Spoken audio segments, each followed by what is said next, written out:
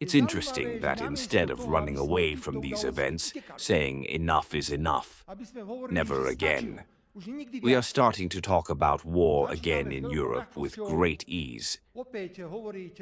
As if it were nothing, they are starting to throw themselves down and organize attacks on the monuments of the Red Army soldiers. I can't believe my eyes.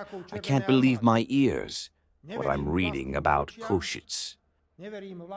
They say the memorial to the Red Army soldiers should be fenced off so that people can't get to it and read the inscription, "Glory to Russian weapons." Anyone who can read knows very well that this slogan doesn't come from World War II, but from the Napoleonic Wars. They forbid me. They say I can't travel. I can't go to the commemoration of the end of World War II. On Tuesday, I spoke on the phone with the chairman of the Party of European Socialists. I greet him nicely. He came from Dukla, the former prime minister of Silesia, who told me, Robert, one of the main reasons why your party will be excluded from the European Socialists is that you were in Moscow and Beijing to celebrate the end of World War II and that you met with the Russian president and the Chinese president.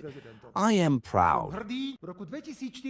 In 2004, when we joined the EU, I was convinced that this was the only project that guaranteed peace on the European continent.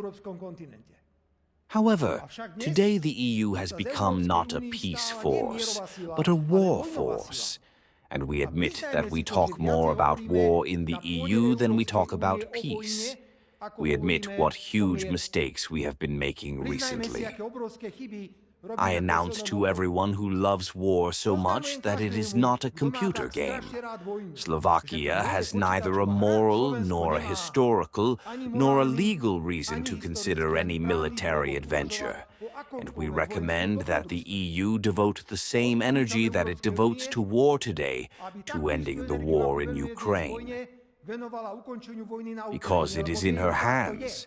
And again, I stand by my words that it is often the efforts of several EU states that support this war.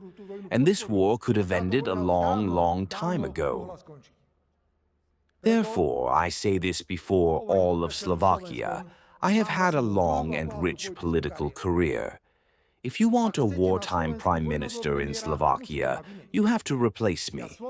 I will never drag Slovakia into any military adventure.